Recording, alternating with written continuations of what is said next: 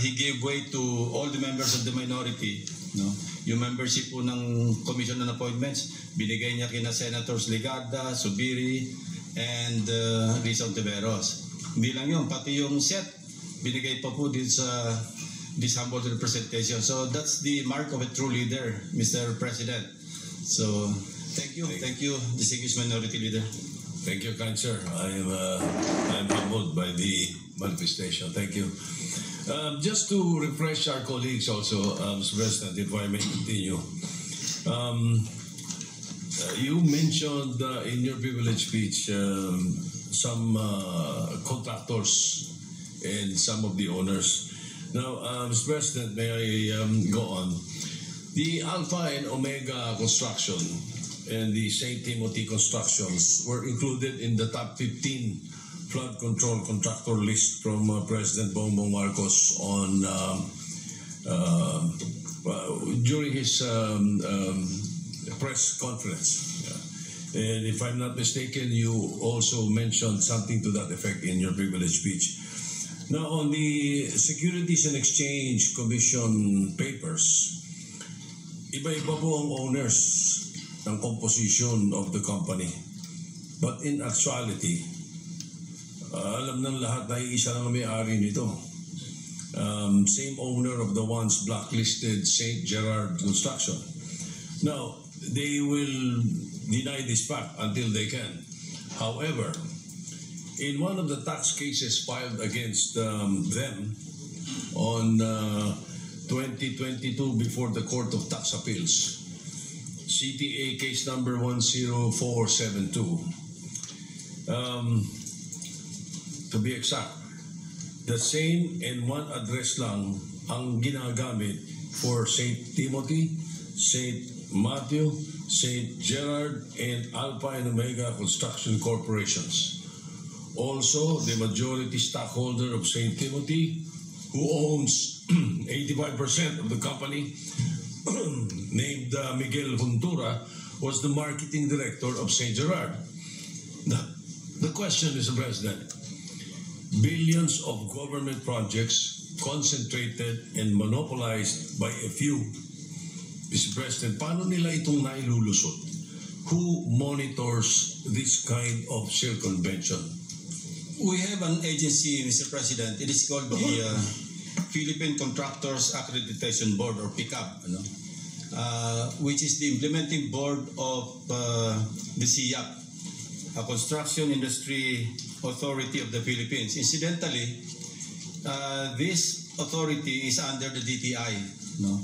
Pero it seems na medyo nahaluan na rin yata ng konting, o hindi lang konti, no, nakatiwalian pagdating sa mga flood control projects, because information keep coming in, no, sa aming opisina na itong PICAB nagre-resort na sa accreditation for sale. No, may mga ganyang reports, and I've talked to some contractors, private contractors, na they had this experience of being offered accreditation by PICAB, na sila na yung bahala sa bank certificate and other requirements, no? For a fee of, I think, 2 million pesos, no? For a start. So ganito na po kasama talaga yung kalakaran sa ating bureaucracy. And I think in the second hearing of the Blue Ribbon Committee, because I believe, as we have monitored, na during the first hearing, gets po ninyo yung resource person nyo yung PICAB. And there's some issues that they could not explain during the hearing. And I think we can take this up again with them. Your observation in relation to St. Timothy and Alpha and Omega. Incidentally, Mr. President, Alpha Omega was mentioned by the Pride of Congress, who incidentally is the produced seed of our distinguished colleague, Senator Loren Legarda. Sabi ko nga, move over, Senator Legarda, there's a new kid on the block. And to her credit, she produced a seed named Leandro Legarda Leviste. Nabanggit po niya itong Alpha Omega, na one of the three contractors no, na involved, na may resibo pa. Ang sabi niya, I heard his interview sa radio TV, and he identified Alpha and Omega ba ito? Yes. Alpha and Omega Construction Corporation as one of the three bribe givers given through the district engineer of Batangas, First Engineering District, si Abelardo Calalo. And I think we should not stop at filing the information or filing the case with the prosecutor's office of Batangas. I think we should dig deeper into this case.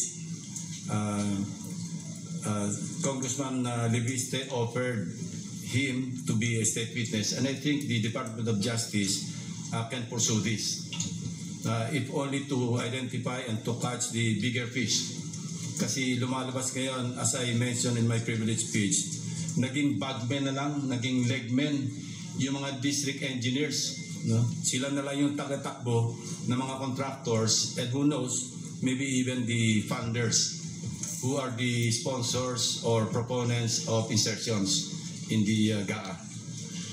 Well, thank you for that, Mr. President. May I know how the Philippine Contractors Board is formed? Ano ito?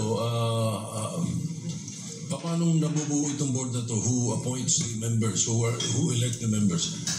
Let me look into that, Mr. President. But I think that's a good question to be raised in the second hearing of the Blue Ribbon Committee led by our distinguished colleague, Senator Marcoleta. No? I-take note natin, Mr. President, so we can ask this question. That's good. Thank you very much. Now, speaking of government officials, to determine the involvement of government officials or intertwined ownership with those who have been blacklisted or those who have tax evasion cases, do you think we should also try to dig deeper during the evaluation of project contractors, such as going into the layers of their ownership? Hindi po ba dapat ganun ang gawin? Certainly, Mr. President, we should look into that. No? Yung interlocking directorship ang tawag doon, na kung saan nilalayer, pero pag tinignan mo yung corporation documents ng several corporations, nag-i-interlock yung mga directors, sila rin. No? And of course, nilalayer para hindi ma-identify.